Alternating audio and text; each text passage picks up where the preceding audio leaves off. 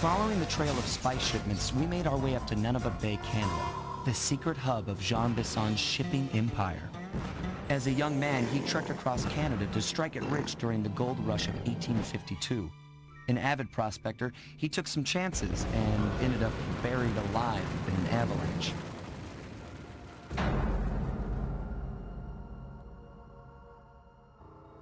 Miraculously, the quick freeze kept him alive, and 120 years later, thanks to global warming, he thawed out. A product of his time, he dreams of taming the wild north, damming every river and chopping down all the trees, with progress delivered at the sharp end of an axe. Shipping spice for the Claw Gang proved a lucrative way to bankroll his one-man war against nature. And yet, I have to feel a little sorry for him. He's just a normal guy from the 1850s. Back in his day, he'd be a hero, but today, he's a villain. Either way, that man's got more than his fair share of the clockwork parts. What a low-tech guy like Jean Bisson is doing with robot parts is a mystery. I almost don't want to know. But as always, it's only a matter of time before I find out. Sly Cooper and the gang in He Who Tames the Iron Horse. Welcome back to Sly 2, Band of Thieves.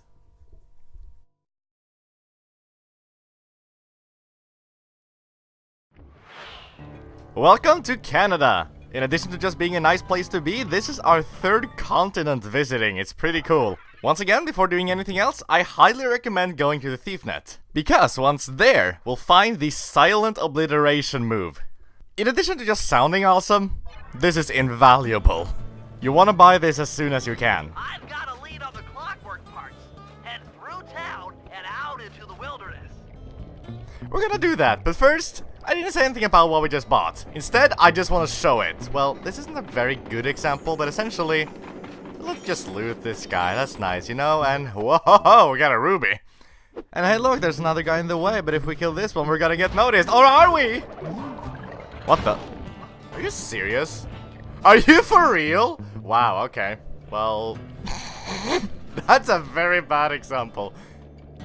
The Silent Obliterator is supposed to allow you to use the triangle square combo silently, so that nobody can hear you, but for some reason it just didn't work right there. I don't know. It's supposed to be a really good move, and trust me, it is. But I don't know, I must have gotten caught in the flashlight of the other guy or something, because he really wasn't supposed to hear anything. Whatever, watch out for the train, make your way to the river. That cabin may seem rustic, but don't be fooled. It's the control center for Jean Bisson's trade empire. Sneak inside and raid his files. You're sure to find out where he keeps his clockwork parts. Ransacking his files doesn't sound hard. Now, climbing up a sheer rock wall, that'll be a challenge. You're in luck. Before Jean Bisson took over, this used to be a popular destination for rock climbers. Some of their old wall hooks are still around. I'm guessing I just jump and hit the circle button to latch on. That's right. And remember to lean back before you spring off the hook. You'll get more altitude. Thanks for the tip. I'll give it a try. So we have a new mechanic here. It's kind of cool. It's not even entirely necessary. It's just kind of neat. Like, you could just get on the train tracks over there and walk to the place. I think there's even a hill leading up there simply, but we need to introduce this somehow, I guess. Just lean back and jump off, and there we go. And also, new enemy. This guy's kind of interesting, because usually when you have new areas, you just have the same, you know, enemy types, but sort of re-textured or reskinned or whatever. You know, you have your fucking birds, and then you have, here you have other birds and mooses and things, I don't know, you know. But this guy's pretty different. Jackpot, Sly! That's Jean Bisson! Looks like he didn't notice me come in. Just stay out of sight and take a picture of each of his trade routes. They should narrow our search for his share of the clockwork parts. All right, I'm on it. Hello, Arpeggio here. Salutations, Mr. Arpeggio. Y'all got time to shoot the breeze? Of course, for you, chum, always. Although must we communicate through that dreadful speakerphone? Yeah, I can think better while my legs move. Pumps blood to your brain. Yes, of course. One must keep blood in one's brain. But do tell, is there some pressing matter you'd like to discuss? First off, are you still coming on schedule to get that Northern Lights battery? Yes, we're well underway. My blimp should arrive at the end of the week. Bullseye. For second, when you gonna give me a look-see at that clockwork brain of yours? I'd sure like... Sly, did you hear that? Bison's hidden the Iron Horse blueprints in his trophy bass. Head for the fish on top of the fireplace and steal those plans. Bison, you covetous troglodyte. You've already got the lion's share of the parts. Would you take 5 meager? Excellent! Now get out of that cabin before you're spotted. Easy there, partner. You're all up in a lather. It's just that I found some real use for the clockwork parts I got. Why, I put 3 of them in the engines of my best trains. With those robotic doohickeys feeding the fire, them trains will run all night and all day. I call them my iron horses. Of course, I gotta keep the plans hidden. Stuffed them in my 3 trophy bass. Sounds like you're making capital use of your share of the robotic loot. But for now, the clockwork brain stays with me on the blimp. Although, when I arrive to pick up the Northern Lights battery, I might be persuaded to give you a peek. That'll do fine. By the way, you ready to giddy up into Perry for the final hoedown? Yes, the blimp's hypnotist wavelengths conform to the specs drawn up by the Contessa, and Dimitri, before his unfashionable capture, did a bang-up job of distributing spice through his nightclub. Sounds like all you're missing is some Northern Light electricity. You're correct, sir. Yours is the final piece to the puzzle, the missing link. Once the battery is aboard, nothing will stand in the Claw Gang's way. Paris will be ours. Yeah, okay. So, I guess I'll be seeing you at the end of the week. Right, farewell, Bison. Stiff upper lip. Ta-ta.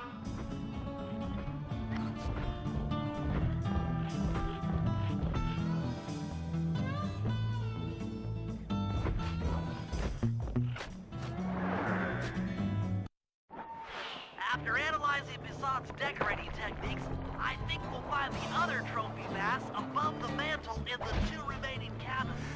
That's a lot of interesting information. So yeah, now we know what kind of parts Zombizon has. We know where they are. How about we just go and make our way in getting them?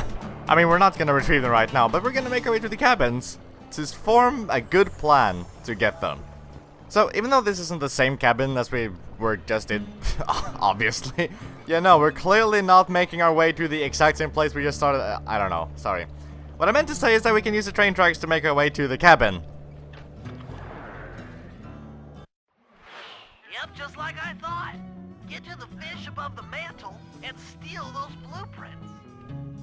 Now, as you can see already, the safe is actually right there, and if I were playing this normally, I would always recommend getting the bottles as your first objective.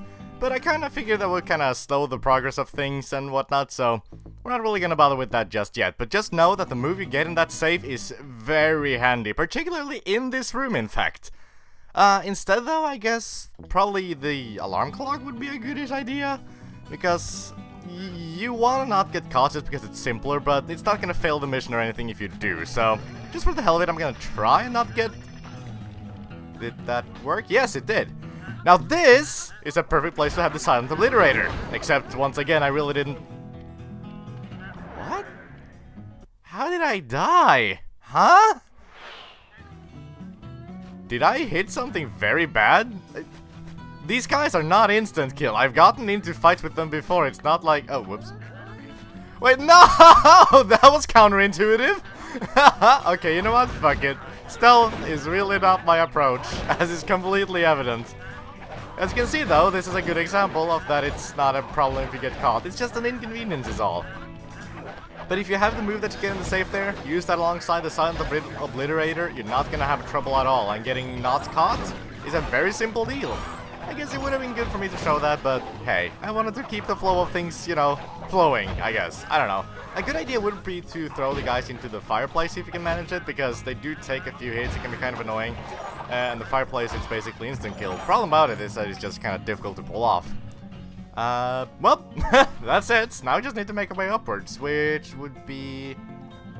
I guess up here would be a good place. There we go. We need to get up and talk to the fish. Well, talk to it. We need to get up and hit it at least. And I wonder if something's gonna happen, because oftentimes when I do this, there's a tiny, tiny little glitch that can be bothersome if you haven't gotten all the enemies yet. Let's see. 2 down, 1 to go. Didn't happen this time, but we still have one more chance, and if it doesn't happen, I'll just have to explain it.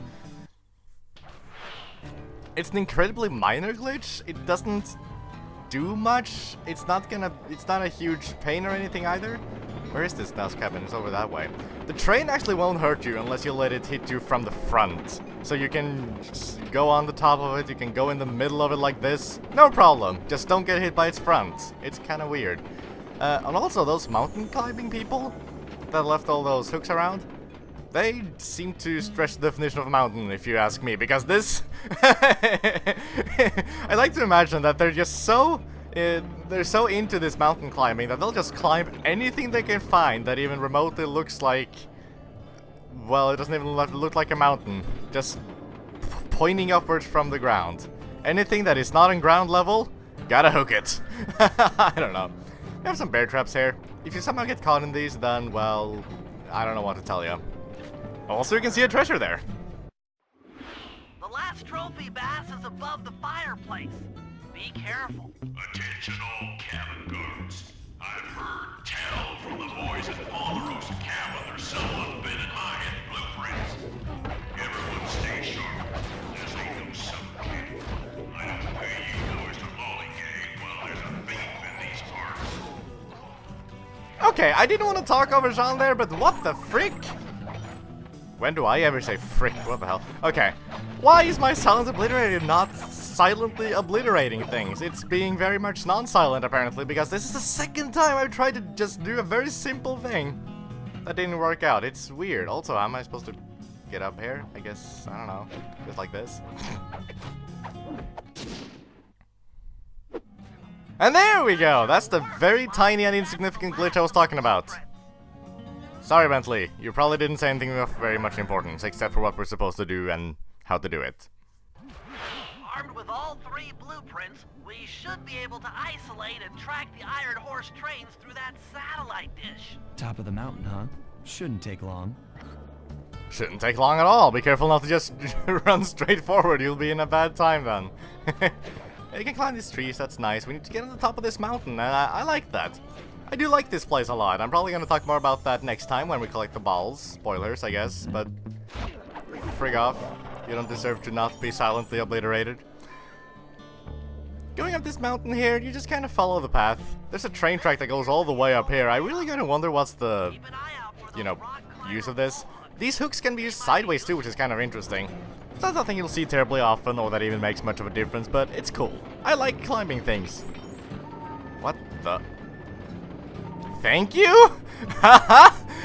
There's also another treasure. This is great. We've got total access to the train's GPS system. It's all on my computer. Head back to the safe house. I'll crunch some numbers and give you and Murray the rundown.